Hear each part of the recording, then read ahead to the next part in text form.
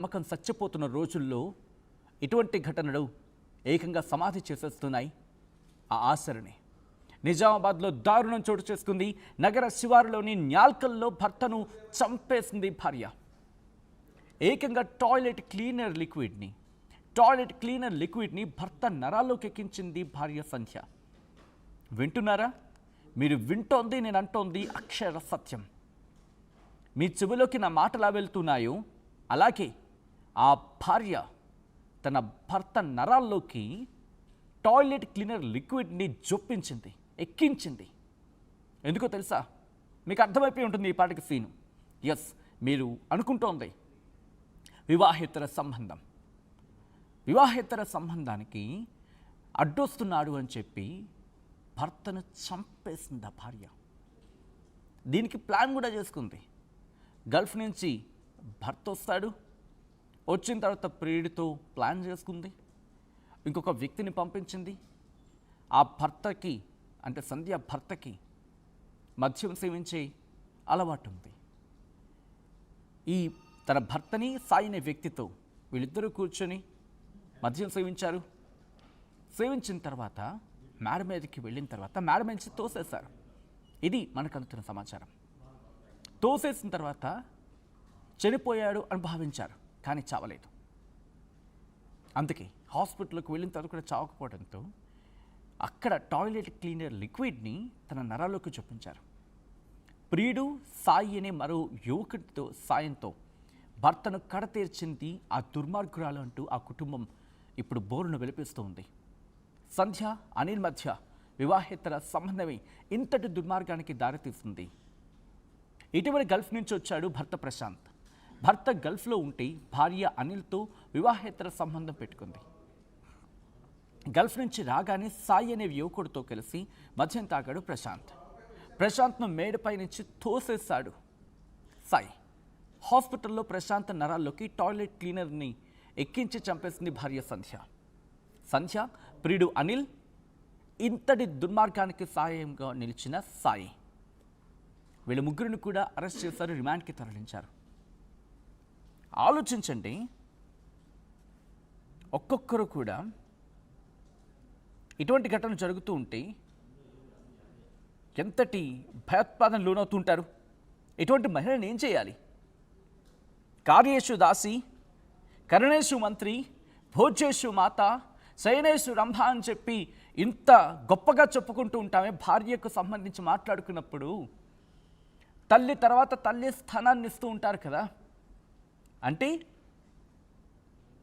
చనిపోయేంత వరకు కూడా తోడుగా నిలిచే వ్యక్తి చంపేస్తున్న ఊహిస్తారా? ఏ భార్య కడుపు నింపడానికి అటు గల్ఫ్ వరకు వెళ్ళాడు, ఏ కుటుంబాన్ని పోషించుకుందా అని చెప్పి అక్కడి వరకు వెళ్ళాడు.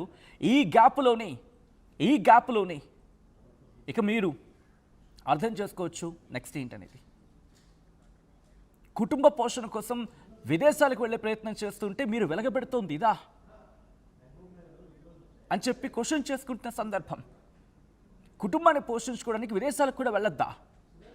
ఈ గ్యాప్లోనేనా? వివాహేతర సంబంధమా? పోనీ మీకు ఆ భర్తతో ఇష్టం లేదు, సంధ్యకు ఆ భర్తతో ఇష్టం లేదు అనుకున్నప్పుడు, లేదు ఇది ఫలానా కారణాలు, నీతో నాకు వద్దు అని చెప్పి విడాకులు తీసుకొని నీ బతికేదో నువ్వు బతికి, ఆయన బతికేదో ఆయన బతికనిచ్చి వెళ్ళిపోయి ఉంటే కనుక ప్రశాంత్ బతుకుండేవాడు. అండ్ నీ కనుక ఆ వ్యక్తి ఇష్టం లేదనుకున్నప్పుడు విడాకులు ఇచ్చేసుకుని ఉంటే సరిపోతుంది కదా. రెడ్డి అంశానికి సంబంధించి డీటెయిల్గా మాట్లాడుకుందాం. అసలు ఇన్వెస్టిగేషన్ ఎంతవరకు వచ్చింది? కేవలం వివాహేతర సంబంధం మాత్రమే కారణమా, లేకపోతే ఆర్థిక కారణాలు ఏమైనా ఉన్నాయా? మొన్నటికి మొన్నే సియాకి సంబంధించి చూసాం కదా, అంత లగ్జరియస్ లైఫ్ అనుకున్న సందర్భంలో ఏమవుతోంది? ఆ క్షణం ఏం జరుగుతోంది? మనుషులను చంపేస్తారా? మగాళ్ళు అంత చులకన అయిపోతూ ఉన్నారా? భర్త స్థానం అంత చులకన అయిపోతూ ఉందా? ఇది ఈరోజు సమాజం ప్రశ్నించుకుంటున్న సందర్భం. ఫస్ట్ దీనికి సంబంధించి, ఈ కేసుకి సంబంధించి డీటెయిల్గా మాట్లాడుకుందాం. ఇప్పుడే కరెక్ట్ నేను సియా గురించి మాట్లాడుతున్నా, ఎవరు కామెంట్ కూడా చేశారు. నేను ఫర్దర్గా మాట్లాడినప్పుడు కమెంట్ నేను ప్రస్తావిస్తాను. బట్ బిఫోర్ దట్ ఒకసారి స్టోరీకి సంబంధించి ఇన్ఫర్మేషన్ తెలుసుకుందాం. మా ప్రతినిధి గంగారెడ్డి అప్డేట్స్ అందించేందుకు సిద్ధంగా ఉన్నారు. బట్ బిఫోర్ దట్ ఈ కథను మిమ్మల్ని కాస్త కలవరపరచవచ్చు, దీనికి సంబంధించి తగిన జాగ్రత్తలు తీసుకోవాలని ఆర్టీవీ సూచించడం జరుగుతోంది. This is disturbing content, video description is highly advised.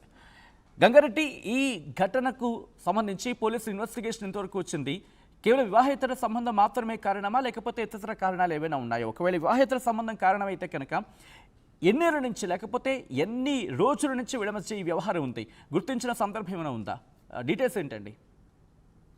Sachin, పూర్తిగా మానవాళి సిగ్గుపడే విధంగా నిజామాబాద్ జిల్లాలో ఘటన చోటు చేసుకుంది. ఎందుకంటే ఒక కట్టుకున్న భర్త, కలిసి నూరేళ్లు జీవించాల్సిన భర్తను ప్రియుడితో కలిసి హతమార్చిన ఘటన నిజామాబాద్ జిల్లా న్యాల్కల్ గ్రామంలో చోటు చేసుకుంది. అయితే మొత్తానిగా గల్ఫ్కి వెళ్ళిన భర్త ఇంటికి రాగానే భర్తను పువ్వుల్లో పెట్టుకొని చూసుకునే భార్యలు ఉంటారు. కానీ ఈ ఘటనలో భార్య ప్రియుడితో ఉన్న అక్రమ సంబంధం ఎక్కడ బయటపడుతుందో అన్న నేపథ్యంలో ఎట్టకేలకు భర్తను అడ్డు తొలగించుకోవాలని నిర్ణయించుకున్నది. ప్రియుడు అనిల్ అదేవిధంగా సాయితో కలిసి పథకం పన్నారు.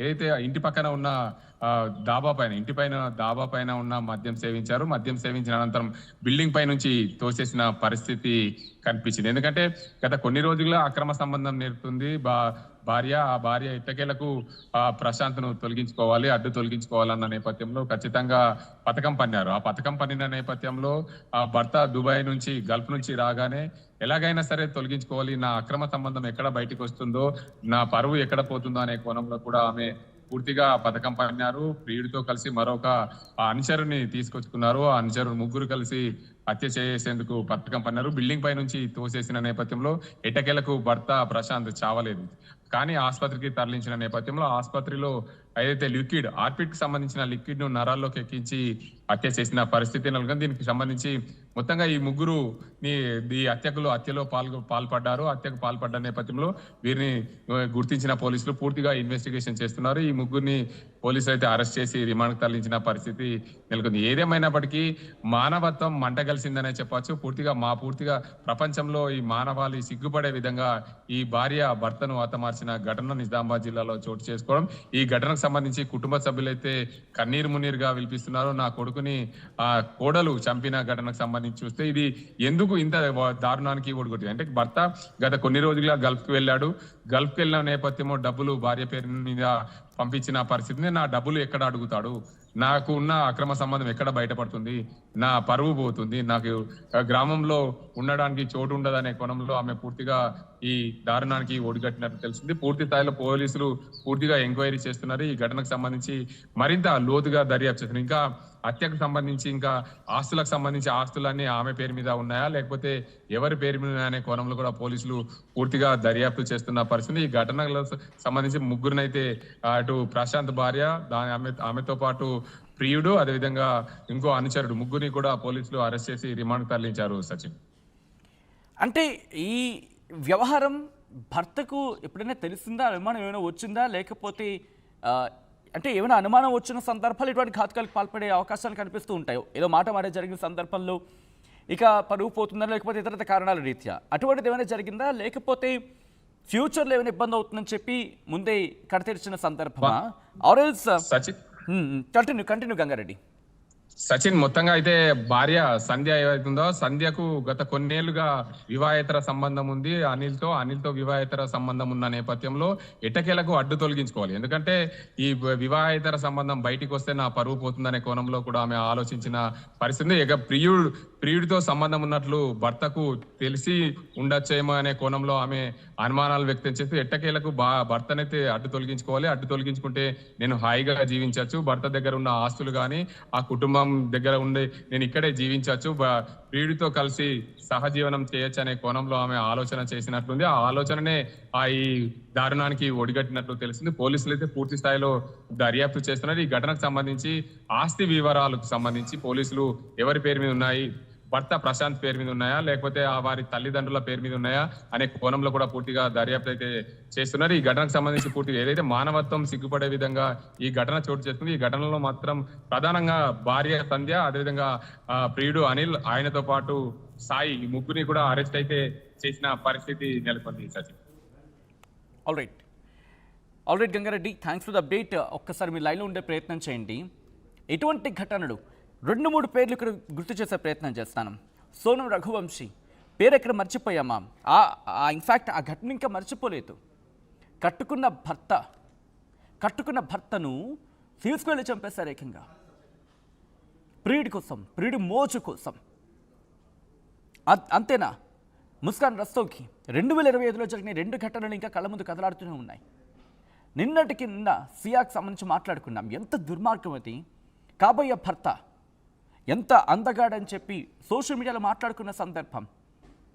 అందానికి అందం ఉంది ఆ పిల్లగాడికి, అండ్ అలాగే కాస్త రిచ్గానే కనిపిస్తూ ఉంది. అటువంటి సిచ్యువేషన్లో కూడా ఎలా తోసేసింది? ఏమైపోతుందమ్మా మీ అందరికీ?